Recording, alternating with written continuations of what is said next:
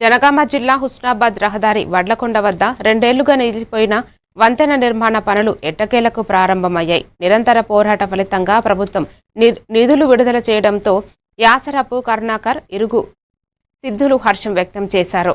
మంత్రి పొంగులేటి శ్రీనివాస్ రెడ్డి, ప్రజాప్రతినిధులు, పాత్రికేయులకు కృతజ్ఞతలు తెలిపారు.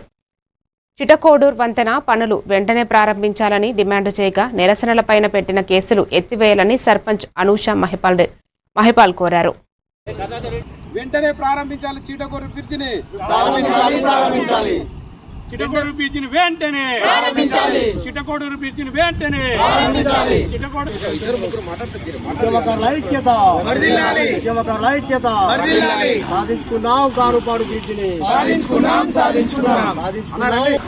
గానుపాడు చిటకోడూరు బీదన సాధన సమితి ప్రధాన కార్యదర్శిని, అధ్యక్షులు యాసార కర్ణాకర్తో కలిసి ఇక్కడ గత 3 సంవత్సరాల క్రితం బ్రిడ్జి స్టార్ట్ చేయడం జరిగింది. స్టార్ట్ చేసిన బీఆర్ఎస్ పార్టీ ఆధ్వర్యంలో బీఆర్ఎస్ పార్టీ పోవడం వల్ల, మళ్ళీ తర్వాత కాంగ్రెస్ పార్టీ హయాంలో స్టార్ట్ చేయకపోవడం వల్ల ఇక చుట్టుపక్కల ఉన్న 100 గ్రామాలకు రాకపోకలు పొందడంతో ఇంగ్లాండ్లో కూడా మాకు బ్రిడ్జ్ కావాలని అక్క అనుషక్క కూడా వీళ్ళందరూ చాలా అందరు ఫైట్ చేసారు. అందరి కృషితోని అన్ని రాజకీయ పార్టీల నాయకులు అందరూ కూడా ఈ భాగస్వాములు అయ్యారు.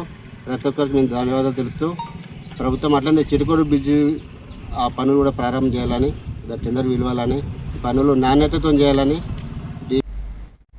విశాఖ జిల్లా భీమిలి